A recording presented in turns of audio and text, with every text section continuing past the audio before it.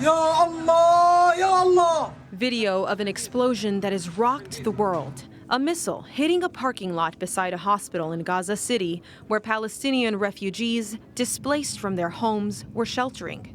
In the aftermath, a doctor at the hospital spoke to reporters. We have the right to live in peace, and for every Palestinian child and woman to have a safe haven. This hospital was that safe haven. But tragically, civilians and children were targeted. Hamas claimed 500 were killed, blaming Israel. The Israeli military quickly denied it was responsible, providing evidence it was an errant rocket fired by Palestinian militants, the Palestinian Islamist Jihad. No telltale crater indicative of an airstrike. The hospital remains standing and intact.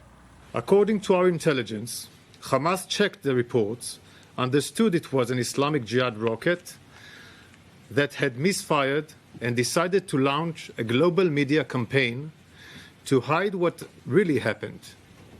They went as far as inflating the numbers of casualties. They understood with absolute certainty that it was a rocket misfired by Islamic Jihad that damaged the hospital. Blaming Israel and the United States, much of the Arab world erupted in protest across the Middle East and northern Africa. Enraged demonstrators gathering outside U.S. embassies or Israeli consulates in multiple countries, launching fireworks, throwing rocks, only to be repelled with water cannons or tear gas. Into a situation that appears to be spiraling towards chaos, America's president landed in Israel on Wednesday, embracing Israel's prime minister in a show of solidarity for an ally devastated by the Hamas terrorist attack 2 weekends ago, in which at least 1,400 people were massacred and as many as 200 taken hostage. To those who are living in limbo, waiting desperately to learn the fate of a loved one, especially to families of the hostages, you're not alone.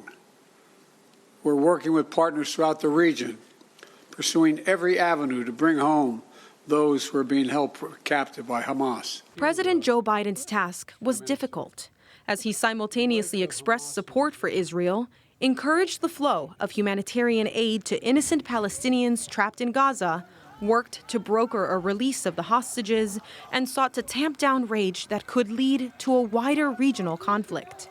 You can't look at what has happened here to your mothers, your fathers, your grandparents, sons, daughters, children, even babies, and not scream out for justice. Justice must be done. But I caution this: while you feel that rage, don't be consumed by it. After 9/11, we were enraged in the United States. While we sought justice and got justice, we also made mistakes. In making the trip, Mr. Biden was originally supposed to travel on from Israel to Jordan to speak to 3 key Arab leaders from the immediate area: King Abdullah of Jordan, Palestinian Authority President Mahmoud Abbas, and Egyptian President Abdel Fattah el-Sisi.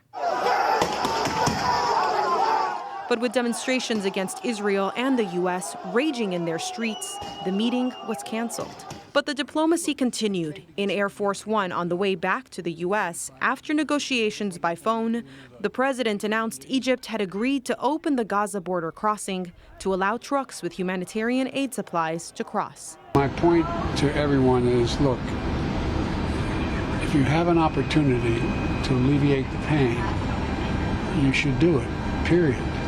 And if you don't, you're going to lose credibility worldwide. And I think everyone understands that.